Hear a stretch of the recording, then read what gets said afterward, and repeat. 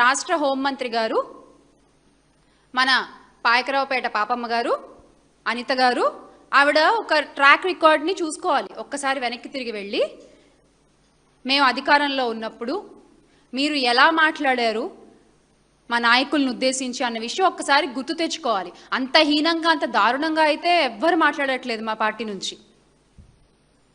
అలాగే గత 2 ఏళ్లుగా మీరు అధికారంలోకి వచ్చిన దగ్గర నుంచి మీరు ఎన్నిసార్లు మా మహిళా నాయకుల గురించి మాట్లాడలేదు? వ్యక్తిగతంగా విమర్శిస్తూ, ముఖ్యంగా వైఎస్ జగన్మోహన్ రెడ్డి గారిని కానీ, వైఎస్ విజయమ్మ గారిని కానీ, వైఎస్ భారతీయమ్మ గారిని కానీ ఎన్నిసార్లు మీ నోటి మాటలతో ఇబ్బంది పెట్టారు? ఆ విషయం మీకు గుర్తులేదా? మీకు గుర్తు లేకపోయినా అనిత గారు, మాకు గుర్తుంది. ఒక్కసారి చూద్దామా?